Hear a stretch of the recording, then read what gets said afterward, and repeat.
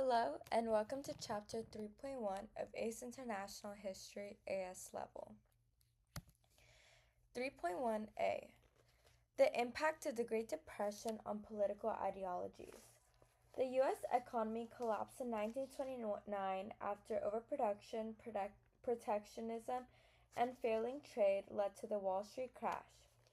The crash ruined business, closed banks, and caused massive financial losses for ordinary Americans. Reduced production led to unemployment, lower spending, and a cycle of deepening economic depression.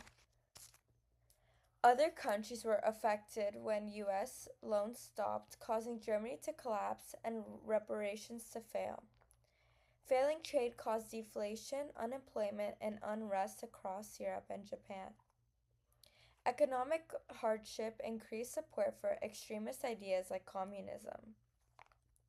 Even stable democracies saw extremist growth, but weaker democracies collapsed completely. Hitler's rise shows how economic crises helped extremist leaders gain power. His speeches attracted unemployment and homeless people who resisted and rejected democracy. He blamed Germany's problems on the Weimar Constitution and weak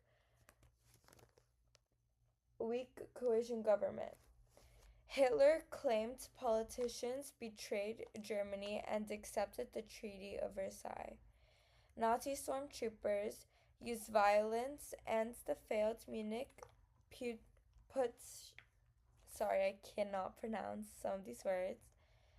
But it is spelled Putsch, led to Hitler's unrest.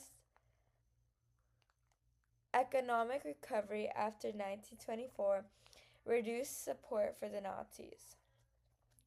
The Nazis performed poorly in the 1928 elections.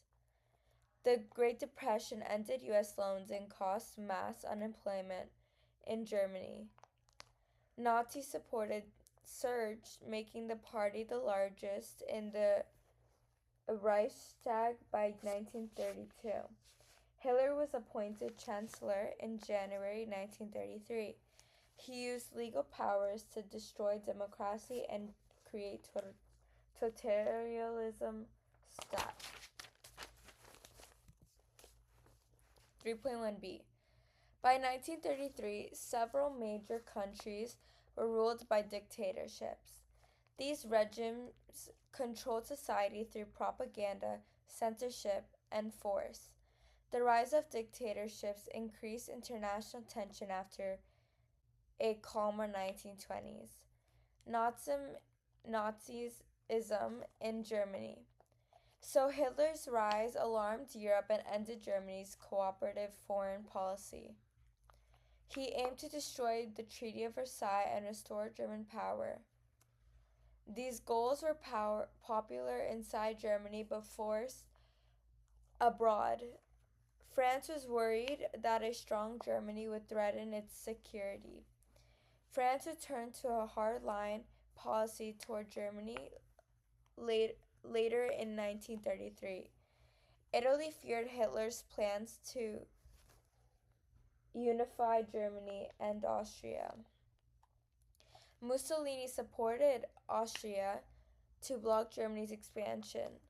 Italy sent troops to stop possible German invasion in Austria in 1934. Now let's talk about military dictatorship in Japan. Japan had a weak democratic tradition and little respect for parliamentary rule.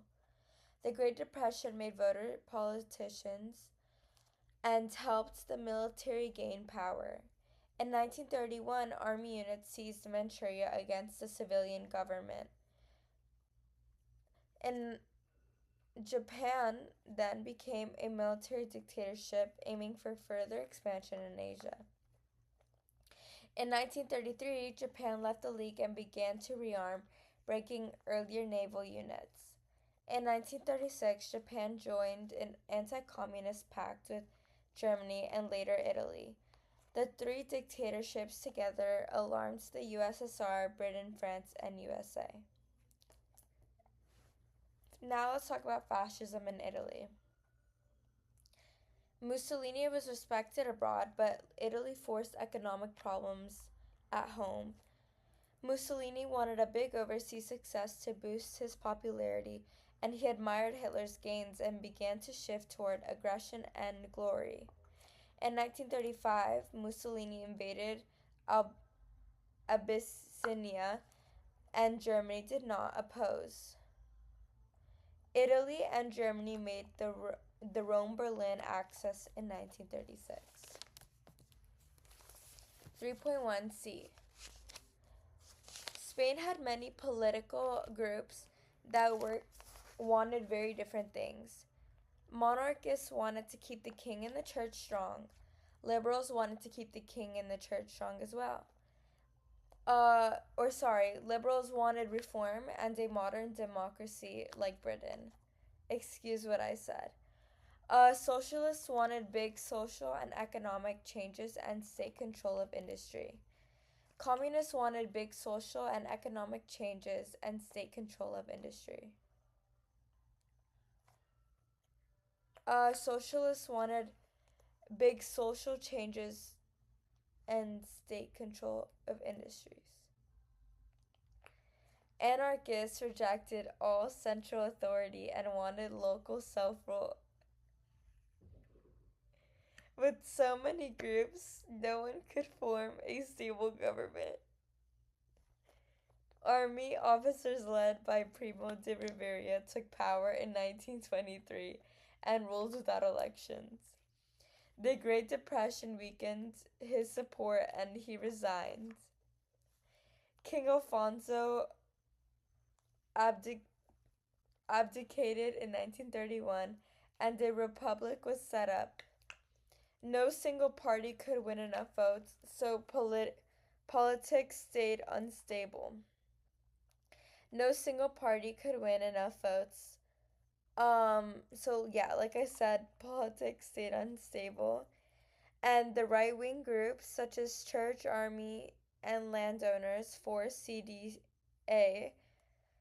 Left-wing groups, such as socialists, communists, and anarchists, formed the Popular Front. The two sides could not cooperate, so strikes and violence rose. The murder of the right-wing politician Calvo Sotelo pushed the army to rebel. On July 17, 1930, army generals started a revolt in Morocco and mainland Spain. Franco was flown in to lead the national rebels. Spain split between nationalists and republicans. Many religions resisted, and in Barcelona, anarchists defeated army units. The Republican government armed workers to fight back.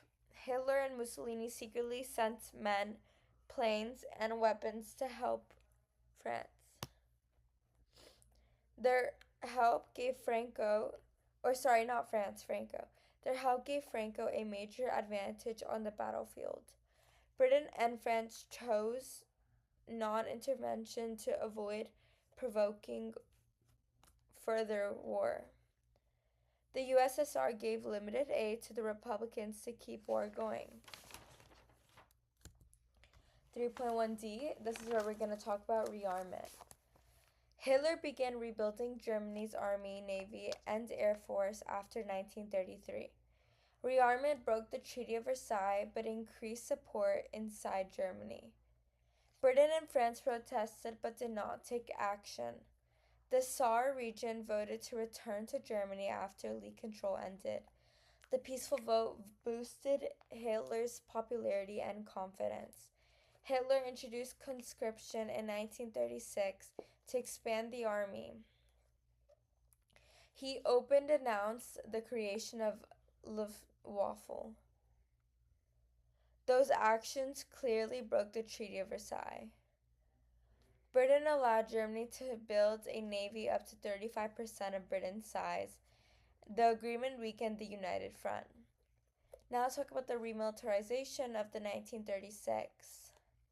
Hitler sent troops into the Rhineland in March 1936. This broke the Treaty of Versailles and the Treaty of Locarno. France and Britain did nothing, encouraging Hitler to take more risks. Now the Anschluss with Austria in 1938. Hitler pressured Austria to accept German control. German troops entered Austria without resistance. The Anschluss violated the Treaty of Versailles and the Treaty of Locarno.